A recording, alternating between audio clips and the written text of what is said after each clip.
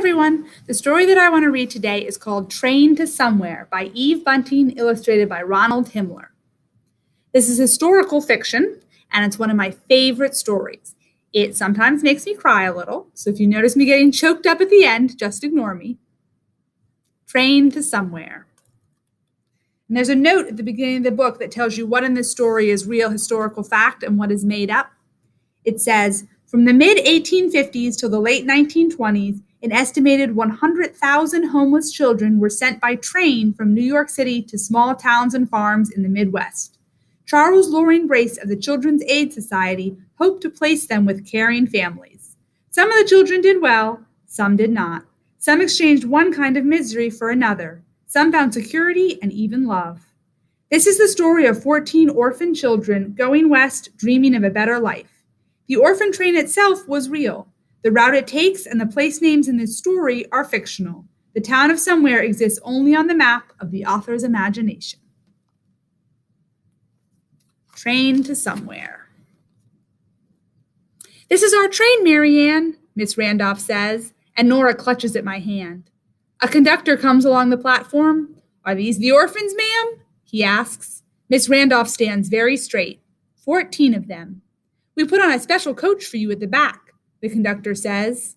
The big boys carry the trunks, and we take the rest of the bundles. Miss Randolph brings the emergency bag. This past week, I watched her pack it with washcloths, medicine, and larkspur, in case there are some stowaway fleas on any of us. None of us from St. Christopher's has any, of course, but those from the other homes and from the streets might. Going for a placing out, are you? The conductor asks Nora. My, you look nice. Thank you, Nora says. She's only 5, but at St. Christopher's they teach us manners early. Good luck, he says to me. I hear there are still a lot of people in the New West wanting children to adopt. Yes, indeed, Miss Randolph says. We're not seeing as many going this year as last, though, the conductor adds. 1877 was a peak year for orphans. We go aboard. The train seats are hard. I let Nora sit by the window. We can see ourselves reflected in its dirty glass. She's wearing her new blue coat with the shiny buttons. Her hair twirls in bright ringlets under her bonnet. I can see my own long, thin face. I'm not pretty. I know Nora will be one of the first ones taken. Marianne? She's got my hand again. Will they believe we're sisters? We don't look a bit alike. I couldn't bear it if they split us up. Let's not go if... Shh, I whisper, but Miss Randolph has heard. What's this? She asks. It won't work pretending to be sisters. Her voice softens. Girls, listen. Most of the people will only want one child. Don't spoil it for each other. It's all right, I tell myself. I slide my fingers into my pocket and touch the softness of the feather. She'll be there. She'll want me. The train's moving. We're gliding fast and smooth past freight yards, past tenements with washing strung on lines, past warehouses. Then we're in the country, and there are trees with apples hanging on them. I knew this was the way apples grew, but I'd never seen such a thing before. Miss Randolph has me and another big girl, Jean, hold up a blanket to separate the boys from the girls. She opens one of the trunks and gives us our old clothes. We're to change. We don't want you looking messy at the first stop, she says. She holds the blanket for Jean and me. We fold our new clothes and put them back into the trunks. After a while, we make sandwiches from the loaves and fillings Miss Randolph has brought, and we have thick milk out of a can. When it gets dark, we sleep, sitting up, leaning against one another. The wheels mumble all night long, clickety-clack, clickety-clack. I'm coming, Mama. Wait for me. At Chicago, we carry everything out and change trains. Then we're on our way again. Days and nights have passed since we left New York. Now there's nothing to see outside but grass everywhere, rolling into the distance. The Great Plains, Miss Randolph tells us. She shows us in the atlas she's brought. Miss Randolph has made this trip with other orphans other times. She says that now we should change back into our new clothes. Not long after that, we hear the call. Porterville, Illinois. This is our first stop. This town of Somewhere, Iowa will be our last. A crowd is waiting on the little platform. Cor blimey, Zachary Cummings breathes when he sees so many people. Zachary came to New York on a boat from Liverpool, England, with his father, and then his father left him. Zachary has a funny way of speaking things. He's the first one out behind Miss Randolph. There's a gentleman with a big box camera on legs. There are horses and wagons and dogs barking. I can see right away that my mother isn't here. She probably went further west, further than this. A man leads us up to the city hall with everyone following, like a parade. Smile and look pleasant, Miss Randolph whispers. We sit on chairs on a stage, and the people from the town look us over. They feel the boys' muscles through their coats. They say things like, "This here's a good one," and "He'll be useful come harvest." Zachary is taken right away, along with two other big boys. "Cheerio, mates," he calls to us. Mavis Perkins is chosen by a little scrawny woman. Mavis is tall and a bit heavy. She has a round face and the sweetest dimples. "Dorothea," the little woman calls out to another woman just as scrawny. "Look at the one I got. She'll be a big help to me in the house. You should get one for your place." "Mavis is a dear girl," Miss Randolph says as she signs the agreement papers. "Be good to her." She has her lips pressed tightly together. There'll be an agent coming round to make sure the children are all right. "So you think I won't treat her well, missus? Is that what you're saying?" The woman glares at Miss Randolph. "Do you want me to give her back?" Miss Randolph doesn't say anything. She hands over the papers, and the scrawny woman leads Mavis away. A man and a woman stop in front of us. My knees start trembling. The woman has a soft fur muff. The man's carrying a cane with a gold head. "Oh, Herbert, how sweet that little girl is." The woman smiles at Nora. "Can we take her, Herbert? Can we?" "This is my sister," Nora whispers, tugging at my hand. "Please, please, if you take me, can you take her too?" "Oh, dear." The woman looks at Miss Randolph. "We couldn't possibly. We only want one little girl." "Of course, and they're not sisters, just friends," Miss Randolph says quickly. "Now stand up, Nora. You help her, Marianne." I have to pry Nora's fingers from mine. The woman bends down. "Do you know what's waiting for you in our carriage? A puppy, just for you." "I don't want a puppy. I want Marianne," Nora cries. Miss Randolph and the couple sign the agreement papers, and then they take her. Nora's still crying and looking back. I'm sniffling too. But it's better if I'm not taken. I have to stay free for my mother. She told me she'd come for me. She kneeled in front of me on the steps of St. Christopher's the day she left me there. She was working in Jerrison's chicken factory at the time, and there was a white feather caught in her hair. I lifted it off and held it against my cheek. "I'm going west to make a new life for us," she said. "Then I'll come for you." "When, Mama, when?" The feather stuck against the tears that ran down my face. "Before Christmas," she said. I've waited through so many Christmases, but now I'm going west too. 9 of us are left to get back on the train. Miss Randolph says we're to keep on our good clothes. We'll be getting off again soon. At Kilburn, we are walked to a hardware store to stand in line. "I expect they took all the biggest boys in Porterville," one man says, "but still."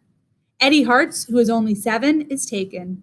There's a boy who can stand on his hands and pretend to pull buttons out of people's ears. He makes the crowd laugh, and he gets taken too. As soon as the train has loaded on wood and fresh water, the rest of us get back aboard. Miss Randolph wipes her eyes. "Anything's better than being on the streets of New York," she says. "A lot of you will do fine." "We weren't on the streets," Susan Ayers says. Susan's only 5, same as Nora, but she's sassy and not sweet. She was at St. Christopher's too. "We couldn't keep all of you forever." Miss Randolph blows her nose on her white handkerchief. "We have to make room. There are other orphans in need." Susan makes a face. The next station is Glover. The crowd is smaller. My mother isn't here either.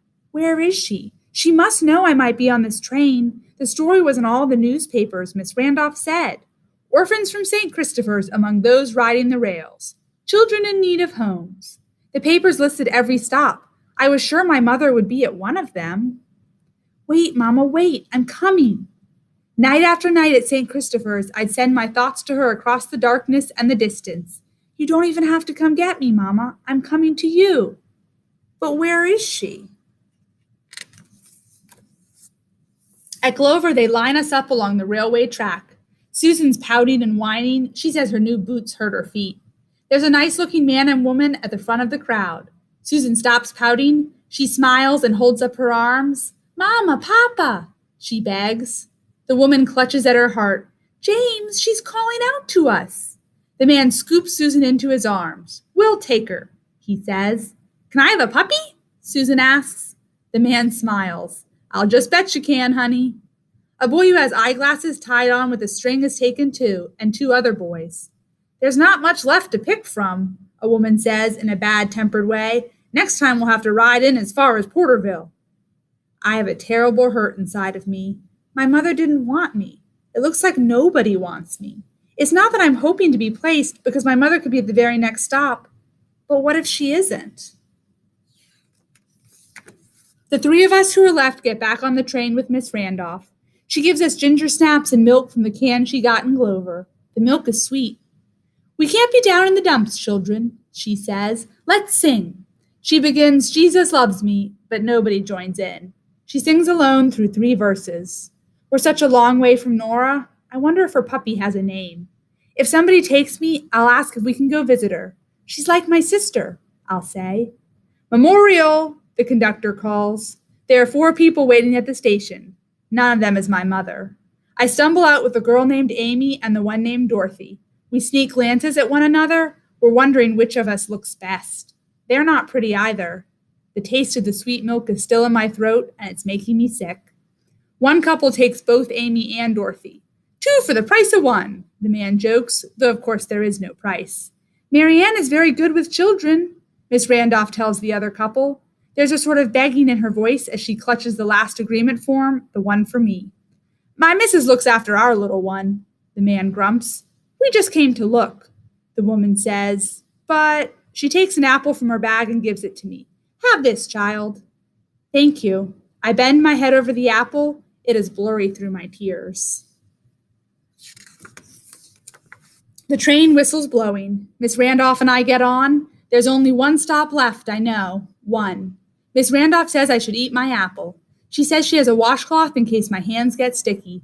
I say I don't want to eat anything just yet. We look out the window, not talking, not singing. Miss Randolph has me take off my hat and she brushes my hair. There's a nice hotel farther down the line, she says. If there's nobody at this next stop, why, we'll just go on. I'll be glad of the company and on the journey back. Somewhere, the conductor calls. It's such a strange name, as if it thinks itself important, as if it's a place surrounded by nowhere. I put my hat back on, my hands are shaking. Outside, there's a couple waiting by a wagon. The woman is small and round as a dumpling. She's wearing a heavy black dress and a man's droopy black hat. She is not my mother. Are you ready, Marianne? Miss Randolph asks softly. I pull myself back into the corner of the seat. No, I whisper, no. Miss Randolph holds my hand as we get down from the train. The man is tall and stooped. He takes off his hat. The woman doesn't take hers off. I think they're both pretty old. The woman's holding a wooden toy locomotive. Are you, the man asks Miss Randolph. Yes. Miss Randolph nudges me forward. This is Marianne. Is she all? The woman stops. I know she was going to say, is she all that's left? But she doesn't. She looks at me closely and I see a change in her face, a softness. I thought my mother would look at me like that. Somehow this woman understands about me, how it felt that nobody wanted me, even though I was waiting inside myself for my mother to come. Somehow she understands the hurt. I'm Tilly Book, she tells Miss Randolph. This here's my husband, Roscoe. She holds the toy locomotive out to me. We brought you this. I'm not what you wanted, am I? I say. You wanted a boy. The locomotive has red painted wheels and a blue smokestack. I won't lie to you, we did want a boy, Mrs. Book says. But we like girls fine, Mr. Book adds. Mrs. Book squints at me. I expect we're not what you wanted either. Roscoe and I, we found each other late in life. I always thought I'd catch myself somebody a mite more handsome. She pats Mr. Book's hand and they smile at each other, and I can tell they like each other a lot. Sometimes what you get turns out to be better than what you wanted in the first place, Mrs. Book says. Yes, there's a crumbling inside of me. My mother's not in somewhere. She's not waiting here or anywhere. I reach in my pocket and bring out the feather. It was white when I took it from my mother's hair. Now it's yellow. I smooth it with my fingers. I brought you this. Why, thank you. Mrs. Book sticks the feather in the band of her droopy hat. It's funny the way it nestles there, as if it belongs, as if it has found its place at last. Mr. Book takes the agreement papers, looks at them, then at me. Will you come with us? Yes, I whisper. Miss Randolph leans forward and kisses my cheek. Are you ready now, Marianne? She asks. I'm ready. The end. What do you think? It's a little bit sad, but it has a happy ending for Marianne.